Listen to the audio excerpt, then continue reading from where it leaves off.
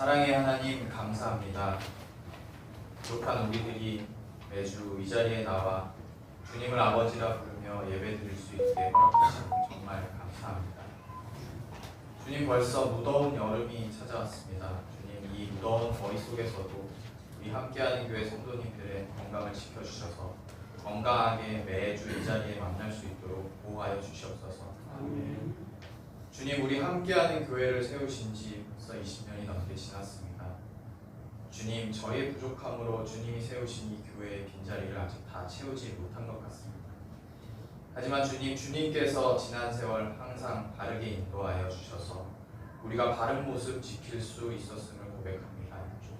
주님, 우리에게 힘을 주시고 능력을 주셔서 이 빈자리가 채워지게 하시고 함께하는 교회를 비롯하여 이 나라의 많은 교회가 주님이 원하시는 참모습을 따라 섬기는 교회가 되게 이끌어 주시옵소서. 주님, 우리의 이 작은 예배가 나의 삶 속에서 얼마나 중요한지 주님 그 음성으로 말씀하여 주시옵시고 나 혼자만의 교회가 아니라 한 몸 한 뜻으로 함께하는 교회가 되게 하여 주시옵소서. 지금 여러 가지 사정으로 이 자리에 함께하지 못한 자녀들을 주님께서 긍휼히 여겨주시고 주님께서 그 사정들과 어려움을 책임져 주셔서 빠짐없이 다 함께 오며 즐거움으로 사랑을 나누는 자리가 되게 하여 주시옵소서. 주님, 지금 세상 곳곳에서는 나의 이익을 위해서 이웃의 희생을 강요하고 전쟁으로 서로를 죽이는 그런 안타까운 일들이 너무나도 많이 벌어지고 있습니다. 주님, 이웃을 내 몸과 같이 사랑하고 내가 희생하여 긍휼을 베풀 수 있는 참 사랑과 용기를 주시옵소서. 세상이 너무나도 빠르게 변하고 있습니다. 또 AI 등장으로 한 치 앞 예상이 안 될 정도로 기술이 발전하고 세계가 너무 경제가 불확실한 상황 속에서 하루하루가 지나가고 있습니다. 주님, 코로나 이후로 우리의 삶들이 너무나 개인화가 되면서 여러 가지 어려움들이 있습니다.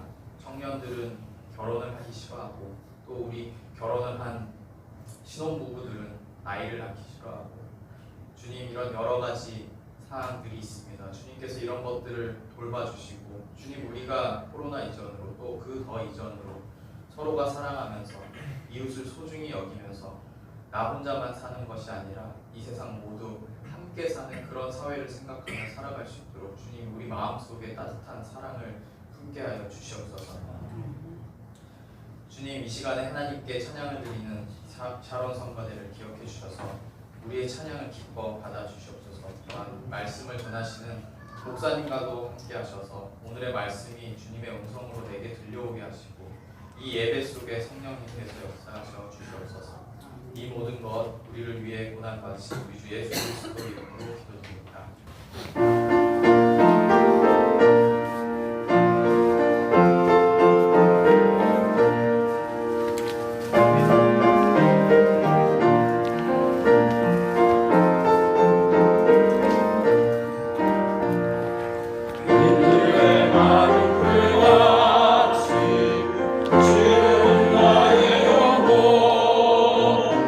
주님의 약속한 성령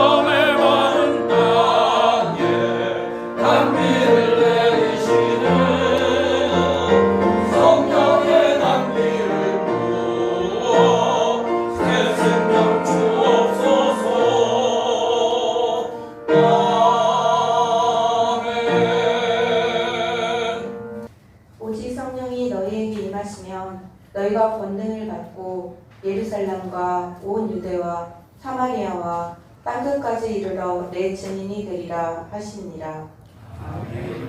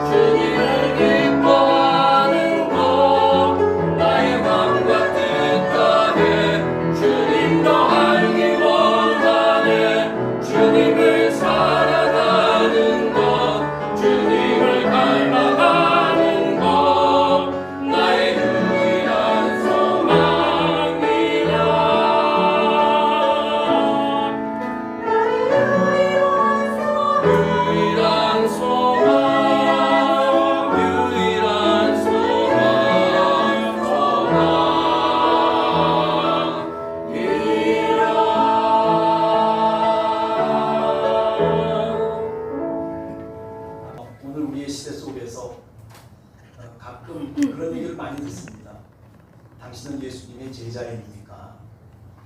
그래가지고 서울 쪽에서 보면 제자 훈련을 굉장히 장황하게 훈련을 하고 여러 가지 심도 있는 훈련들을 하면서 우리가 잘 아는 서초동의 사랑의 교회라든지 저 이천동의 온누리 교회라든지 제자교회라든지 이런 등등의 교회들, 큰 규모의 교회들 속에 그런 제자 훈련 프로그램을 얘기를 하고 그것을 보고 나서 한국교회가 많은 훈련들을 했습니다. 그러나 과연 정말 예수님의 제자들이 만들어졌느냐라고 하는 그런 또 다른 질문 앞에서는 사실은 굉장히 힘든 답변을 할 수밖에 없습니다. 예수님의 제자들이라고 하는 뜻이 도대체 뭘까? 그냥 뭐 교회 출석만 하고 그리고 세상 속에 나가서도 뭐 그냥 그렇게 저렇게 편안하게 살아가는 게 예수님의 제자인가? 생각해보면 예수님의 제자는 십자가를 지고 가는 사람들입니다. 그 십자가를 지고 가는 그 제자들이 정말 이 땅에 많이 있다면, 그렇다면 세상이 왜 변하지 않을까라는 그런 생각을 해보기도 합니다. 자, 성경 속에서 그러면 이 제자라고 하는 것이 어떤 의미를 갖고 있나? 헬라 말로는 마데테스라고 하는 그런 말로 되어 있습니다. 이 제자라고 하는 것은 태생적인 맥락을 갖고 있는 겁니다. 훈련을 받아서 제자가 되는 것이 아니라 예수님이 그를 선택했기 때문에 제자가 되는 겁니다. 예수님의 12 제자의 이야기를 우리는 잘 알고 있습니다. 갈릴리 해변가에서 고기를 잡고 있는 베드로와 안드레 그리고 야고보와 요한, 나를 따라오너라, 내가 너로 하여금 사람을 낚는 어부가 되게 하겠다라고 그렇게 마가복음 1장에 보면 예수님께서 제자들을 부르고 계십니다. 주님이 선택하시는 것입니다. 그런데 오늘 우리 한국교회는 그 제자됨이라고 하는 것을 훈련으로 메꾸려고 하는 그런 잘못된 방향성으로부터 출발했기 때문에 사실은 제자들이 없는 겁니다. 공간복음서에 보면 마태복음, 마가복음, 누가복음에 보면 예수님의 제자라고 하는 그 용어가 300회 넘게 사용되고 있습니다. 그런데 이 300회 넘게 사용되고 있는 이 제자라고 하는 용어가 그러나 사도행전이나 그리고 바울 서신에 이르게 되면 그 용어가 사라져 버립니다. 그 대신 그 용어를 대신하는 또 다른 단어가 나오는데 증인이라고 하는 용어입니다. 헬라 말로는 마르투스라고 하는 그런 용어로 되어져 있습니다. 이 증인이라고 하는 용어는 제자들이라고 하는 것과는 다릅니다. 증인은 성령을 받은 자들을 얘기하고 이 증인이라고 하는 것은 교회라고 하는 것을 중심으로 활동하는 신앙인을 이야기하고 있습니다. 우리가 오늘 읽은 본문 사도행전 1장 8절에 보면 성령이 너에게 임하시면, 이 성령이라고 하는 것은 교회의 영이십니다. 오순절날 성령이 임하셔가지고 교회가 출발하기 시작합니다. 아니, 성령에 충만한 하나님의 백성들이 세상에 나가서 교회를 이야기하고 그리고 여기가 바로 하나님의 선택된 백성들의 모임이라고 하는 것을 이야기하면서 교회로 많은 사람들을 인도하기 시작합니다. 성령, 바로 그 교회의 영이 너에게 임하시면 너희가 권능을 받고 그리고 예루살렘과 온 유대와 사마리아와 땅끝까지 이르러 내 증인이 될 것이다 라고 얘기합니다. 증인이 된다라고 얘기합니다. 그렇습니다.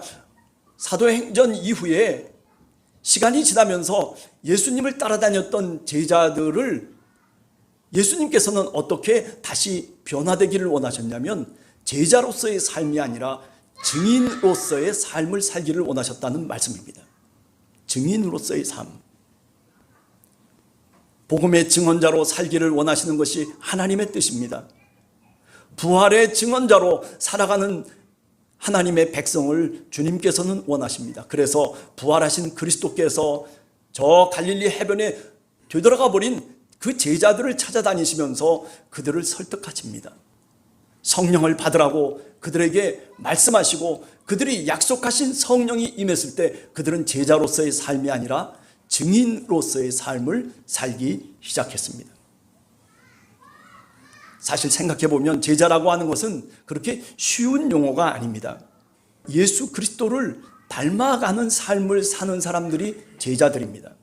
작은 예수로서의 삶을 사는 사람들, 그런 사람들이 주님의 제자라고 얘기할 수 있습니다. 그 길은 순교자의 길이고 그 길은 자기를 버리는 길입니다. 우리가 누가복음 14장 27절에 보면 누가 주님의 제자들이 될 수 있는가라고 하는 그 자격 요건을 우리들에게 말씀하고 있습니다. 뭐라고 말씀합니까? 예수님께서 그러므로 누구든지 자기 십자가를 지고 나를 따르지 않는 자는 능히 내 제자가 어떻게 된다? 되지 못하리라. 십자가를 지고 주님을 따르는 자만이 주님의 제자가 될 것이다 라고 그렇게 우리 주님이 말씀하고 계십니다. 누가복음 14장 33절에 보면 누구든지 자기의 소유 모든 것을 버리지 아니하면 능히 내 제자가 되지 못할 것이다 라고 말씀하고 있습니다.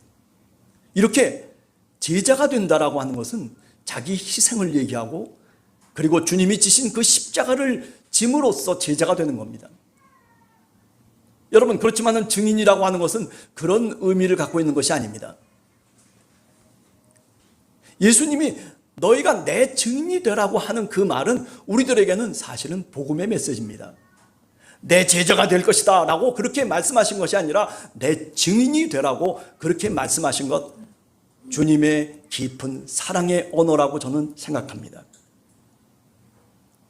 마르투스라고 하는 이 증인이라고 하는 말은 있는 사실을, 있는 그대로의 사건을 직접 목격하고 그리고 경험을 통해서 다른 사람에게 증거할 수 있는 사람을 우리가 증인이라고 얘기하고 있습니다.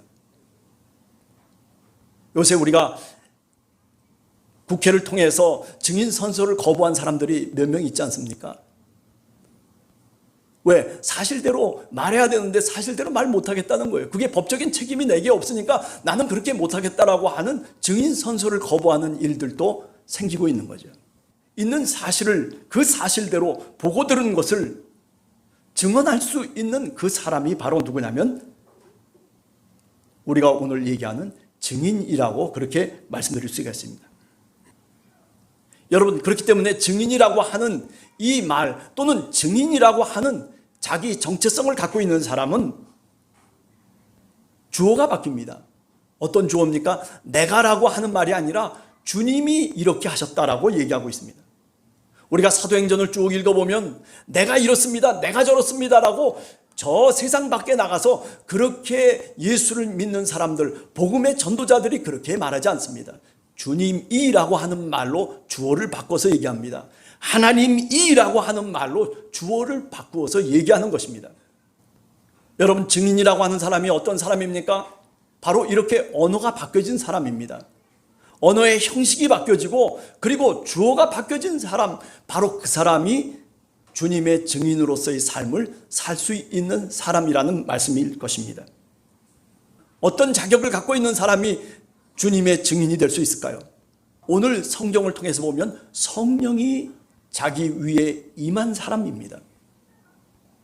성령이 임함으로 인하여서 권능을 얻고 온 세상을 향해서 거침없이 신앙을 증언하고 복음을 증언하는 바로 그 사람이 증인이라고 말씀하고 있는 겁니다. 예수님의 이야기를 통해서 한 번 더 생각해 볼 수 있습니다. 예수님이 세례자 요한에게 세례를 받을 때 하늘 위에서부터 아버지의 음성이 들립니다. 이는 내 사랑하는 아들이다, 내 기뻐하는 자다라고 하는 그 음성이 들립니다. 하나님의 성령이 비둘기같이 그 위에 임할 때에 하나님의 음성을 듣고 그리고 내 자신이 누구인지를 깨닫게 되는 겁니다.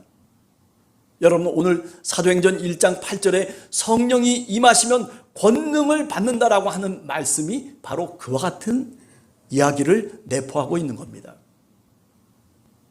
예수 그리스도가 그랬던 것처럼 하나님의 성령이 우리에게 임하시면 우리 마음속에 내가 하나님의 자녀라고 하는 그런 믿음이 생깁니다. 성령이 우리에게 임하시면 예수 그리스도가 그러셨던 것처럼 하나님 아버지의 음성이 내 마음속에 와닿기 시작합니다. 너는 내 사랑하는 아들이야, 내 기뻐하는 자야. 아무도 들을 수 없는 이야기를 내가 하나님의 말씀을 통해서 듣게 되는 그것이 바로 뭐냐면 증인의 삶이라고 얘기할 수 있는 것입니다. 그렇습니다. 성령을 받음으로 말미암아 이제 세상을 향해서 파송된 자로 나아가기 시작합니다. 나는 하나님의 자녀입니다. 나는 하나님의 음성을 오늘도 듣고 구원의 말씀을 내가 당신에게 정합니다.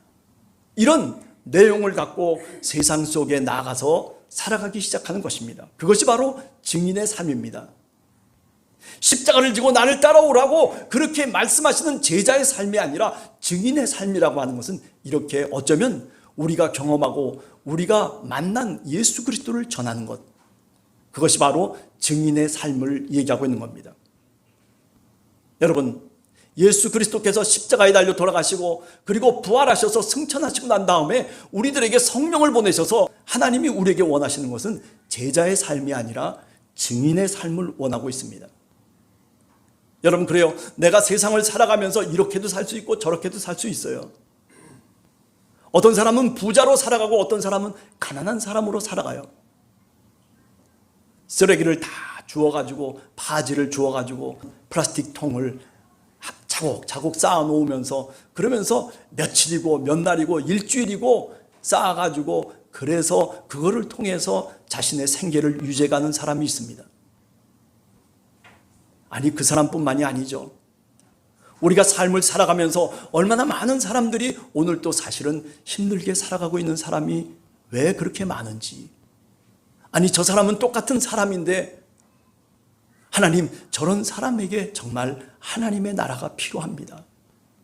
우리들에게 필요한 것이 아니라 정말 힘들고 오늘도 지쳐서 쓰러져서 그래서 어찌할 바를 몰라서 살아가고 있는 그런 사람들에게 정말 하나님 나라가 있어야 됩니다. 어떻게 이렇게 세상이 양분되어져서 살아가고 있을까라고 하는 그런 모순 속에서 사실은 고민하면서 주님 앞에 기도하며 살아가고 있습니다. 그렇습니다. 증인의 삶이라고 하는 것은 나라고 하는 사람이 주어가 아니라 이제는 주님이 원하시면 하나님이라고 하는 이런 주어로 바꿔가는 사람. 말이 바뀌어진 사람이 바로 증인의 삶을 살 수 있을 것이고, 그리고 그 사람이 바로 그리스도의 증인이 되는 것입니다. 내가 하나님의 자녀입니다. 그 하나님의 자녀라고 하는 이 정체성을 갖고 내가 이 세상 속에서 나만을 위해서 살아간다면 그것은 증인의 삶이 아닐 것입니다. 여러분들이나 저나 오늘도 힘들어하는 누군가를 위해서 복음을 전하며, 그리고 그 누군가를 위해서 살아갈 수 있고, 그리고 그 손을 잡아줄 수 있는 사람이, 그게 바로 증인의 삶인 것입니다. 누가복음 1장 1절과 2절을 보면 복음의 증인들에 대해서 얘기하고 있습니다. 우리 중에 이루어진 그 예수 그리스도를 통해서 이루어진 그 사실에 대해 처음부터 목격자와 말씀의 일꾼된 자들, 이렇게 얘기하고 있습니다. 바로 이루어진 사실 그 자체를 처음부터 목격하고 그리고 말씀의 일꾼으로 살아가는 그 사람들, 어쩌면 그것이 누구의 얘기가 아니라 바로 우리 함께하는 교회 성도들의 이야기입니다. 여러분들이나 저나 증인으로서의 삶을 살아가야 됩니다. 증인으로서의 삶을 산다는 것은 몇 가지 의미를 우리가 찾을 수 있어요. 첫 번째는 뭐냐면 교회를 이루면서 살아가는 삶입니다. 시간이 있으니까 모여가지고 그래가지고 교회를 이뤘다라고 하는 그런 차원의 얘기가 결코 아닙니다. 교회라고 하는 것은 그리스도의 몸이라고 얘기하고 있습니다. 여러분, 우리가 신앙의 삶을 살면서 증인으로서의 삶을 산다는 것은 이렇게 교회를 이루어가는 삶을 얘기하는 겁니다. 말만 신앙인이 아니라, 말만 하나님의 말씀대로 산다라고 말만 왕성한 기도하는 사람이 아니라 내가 행동할 수 있는 사람, 하나님의 말씀을 많이 아는 게 중요한 게 아닙니다. 위대한 성자들은 하나님의 말씀을 많이 아는 신학 박사가 위대한 성자가 된 것이 아닙니다. 위대한 사람은 어떤 사람이냐면 하나님의 말씀을 비록 한 가지를 알더라도 그것을 통해서 자신의 인생을 바꾸는 사람, 이런 사람이 뭐예요? 바로 증인이고, 그런 사람이 위대한 신앙인인 것입니다. 그런 사람들이 모여서 교회를 이루고 책임적인 신앙인으로 복음의 증인들로 살아가게 되는 것이죠. 그런 면에서 여러분들이나 저나 교회를 이루는 삶이라고 하는 것은 책임적인 신앙인으로서 살아가야만 가능한 것입니다. 그리스도의 몸된 교회, 함께하는 교회라고 하는 이 교회가 그저 있다가 없어지는 그런 교회일 수도 있겠지만은 우리의 신앙의 고백 속에 이것이 바로 그리스도의 몸이라고 그렇게 고백할 수 있는 여러분들이 되시기를 간절히 주님의 이름으로 축원합니다. 그렇습니다. 초대교회는 예루살렘이라고 하는 그 지역 속에 교회를 형성하고 그리고 그들이 핍박 속에 흐트러지면서 저 안디옥으로 넘어갔을 때에도 그곳에서 믿음의 사람들이 교회를 만들었습니다. 그 교회의 이름이 안디옥 교회라고 얘기하고 있습니다. 아니, 안디옥 교회를 중심으로 해서 이방 선교를 계속 확장해 나가다가 그러다가 또 핍박과 어려움 속에서 쓰러지고 맙니다. 무너지고 맙니다. 그래서 사도 바울이 다시 어디로 건너갑니까? 에게라고 하는 지중해를 넘어가기 시작하는 것입니다. 교회를 이루며 살아가는 삶이 여러분들과 우리 자신의 삶이 되어야 될 줄로 믿습니다. 여러분들이 직장 속에서나 여러분들이 살아가는 삶 속에서 여러분들의 가정 속에서도 중요한 것은 뭐냐면 내가 교회를 이루는 겁니다.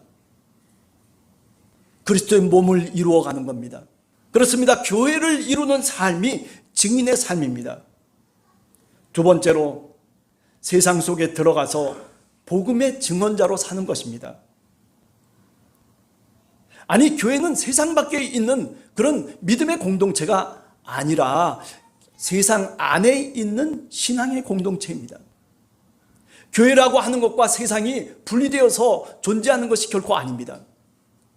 세상 안에 교회라고 하는 것이 존재하고 있습니다. 이것이 현실적인 교회의 자리입니다. 왜 그렇습니까? 세상 속에 들어가서 세상 안에서 우리 믿음의 사람들이 빛과 소금의 역할을 감당해야 된다는 것이에요. 그것이 바로 주님이 우리들에게 원하시는 뜻입니다. 빛과 소금으로 살려면 어떻게 살아야 됩니까? 내가 손해를 보면서 사는 거예요. 내가 양보하면서 살아가는 거예요. 증인으로 살아간다라고 하는 것은 이렇게 복음의 증언자로서 복음의 사명자로서 세상 속에 들어가서 나를 죽이며 나를 양보하며 그렇게 살아가는 것을 의미하는 겁니다. 여러분, 그렇습니다. 내가 출세하지 않아도 괜찮아요. 내가 돈을 많이 벌지 않아도 괜찮아요. 정말 내게 중요한 것은 그리스도의 복음을 전하는 겁니다. 아니, 주님의 그 복음대로 내가 세상 속에서 빛과 소금의 역할을 감당하며 사는 거예요.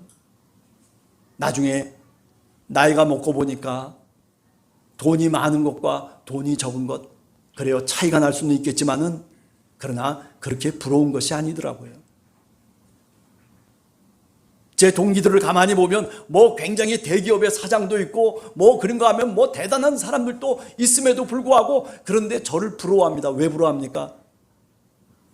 목사기 때문에 부러워합니다. 너는 세상을 살면서 남이 안 되기를 바라면서 살진 않았지 않냐? 너는 남을 욕하면서 살지는 않았지 않냐? 그런데 우리의 삶이라고 하는 것은 늘 그렇지 않았다는 거예요. 여러분, 이것이 꼭 목사의 삶만 그럴까요? 아니에요. 하나님이 우리에게 원하시는 것은 바로 세상의 소금과 빛으로 살기를 원하십니다. 믿으시면 아멘 하시기 바랍니다. 가정이나 직장에서나 내 삶의 자리에서 우리 한 사람 한 사람이 작은 예수로 살아가기를 원하십니다. 작은 예수로 산다는 게 힘들다는 것 저도 잘 알고 있습니다. 그러나 그렇게 사셔야 됩니다. 그게 신앙인이고 그게 바로 증인의 삶입니다. 마지막 증인의 삶이 어떤 의미냐라고 묻는다면 조금 아까 말씀드린 것처럼 내 주어가 바뀌어야 됩니다. 내가, 우리가 라고 하는 이런 주어를 사용하는 것이 아니라 주님이, 하나님이 주어가 바뀌어져야 돼요. 여러분, 이런 언어 연습을 해야 됩니다. 말 연습을 해야지만이 이것도 가능한 거예요. 어떤 좋은 일이 있으면 할렐루야, 하나님이 이렇게 우리에게 축복해 주셨습니다. 할렐루야, 하나님을 향해서 우리가 찬송하고 찬양할 수 있어야 됩니다. 아니 힘든 일이 생겼을 때에도 하나님을 부르면서 기도할 수 있는 사람, 주어가 바뀌는 거예요. 많은 사람들은 그 주어를 잃어가고 그 주어를 모르기 때문에 내가라고 하는 것 때문에 그 무거운 짐을 지고 수고하고 무거운 짐을 지고 그리고 일생을 그렇게 살아가고 있습니다. 하나님께 맡기세요. 하나님이 내 짐을 맡아주십니다. 하나님이 나를 사랑하시고 하나님이 내 길을 인도해 주시고 하나님이 내 염려를 하나님께서 제거시켜 주시는 것, 그게 하나님의 은혜 아니겠습니까?